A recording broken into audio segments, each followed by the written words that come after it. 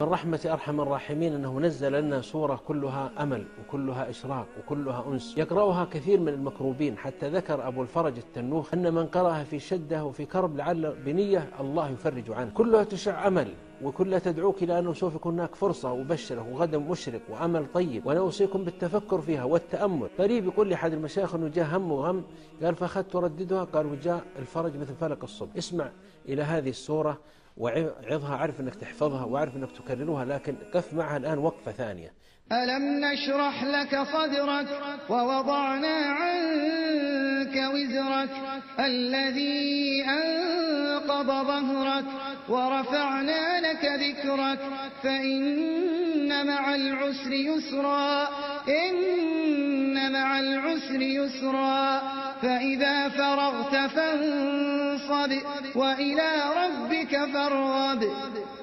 اجعل الصورة كأنها موجهة لك أنت الآن، عشها بفهم آخر. قبل أعرف أنها تكررت عليك، لكن مشكلتنا نحن أن أخذنا القرآن كأنه عادة وكأنه كلام يعني بس يتلى علينا، وأن فهمنا هو الفهم الأول له. لا، اقرأ القرآن بفهم، اقرأ القرآن بحضور بتأثير. فإن مع العسر يسرا، هنا الشاهد. أقول لكل إنسان، أنا أعرف أنك سمعت هذه العبارة، لكن الذي يسمع كلام الآن ربما مر به مصيبة أو أزمة أو مشكلة أو ألم أو مريض أو جائع أو مديون. أقول إن مع العسر يسرا، إن مع العسر يسرا. هذا كلام الله يقول ابشر في أمل. أما مر بك أزمة في بيتك أو في نفسك أو مشكلة، أما تغيرت الأحسن والأجمل، أما مر بك مثلا افتقار مالي أو مشكلة دين أو مرض في جسمك أو في أسرتك أو أزمة أو سجن أو قضية معضلة، أما تغيرت الأحسن والأجمل. ما الذي غير؟ الواحد الأحد يقول لنا إن مع العسر يسرا، إن مع العسر يسرا.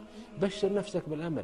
يا أخي بعض الناس إذا وقع في مشكلة وأزمة أغلق على نفسه كأنه في غرفة، وأتى يستدعي الهموم والغموم وسوف لا نخرج وهذه النهاية. بعض الناس مريض موهوم مسكون بالقلق مشؤوم، يتشائم على نفسه وعلى إخوانه. إذا كان فيها ساعة أنس قال إيه بس والله ما ندري في العواقب. وإذا أصبح عنده نعم مثلا 90% من النعم قال لي بس ما عندنا سيارة، ما استطعنا نشتري سيارة. يعني ذكر هذاك النقص. مشكلتنا أن لا نشكر الله على الموجود الذي أعطانا، لكن نذكر المفقود. يعني الواحد منا عنده نعم في نفسه وفي أهله وفي ذريته وفي دراسته وفي عمله وفي صحته وفي سمعه وفي بصره وفي منامه وفي بيته وكل شيء، ولكن ينقص شيء. مثلا ما استطاع يحصل على وظيفة، ما استطاع يتزوج مثلا، ما عنده شيء، معلق الدنيا كله ومشغل العالم بهذه المسائل، ودائما زفيره وشهيقه ويذكر الآهات والونات والإزعاج. حتى بعضهم الآن مشافى في كل جسمه، لكن عنده ألم بسيط أو عنده مرض زاره مرض في جسمه، أوقف الدنيا لهذا، وكأنه ما نعم، وكأن الله ما أعطاه شيء. ولهذا ينبغي علينا نعدد النعم التي أعطانا الله، وبعدين حدث نفسك يا أخي بالأمل من نعم الله عليك، إنه مهما مر بك من هم، لكن انظر الساعة التي بعدها أو اليوم التي بعده، الله يجدد لك الأمل ويجدد لك البشرى ويأتيك شيء إن شاء الله يسعدك ويفرحك. أنا أبشر المهمومين المغمومين بفجر صادق بإذن الله. إن مع العسر يسرا، إن مع العسر يسرا. ابشروا بالأمل وابشروا بالفجر الجديد. بالله عليكم، هل يستمر الليل الذي خلقه الله الليل الأسود هذا؟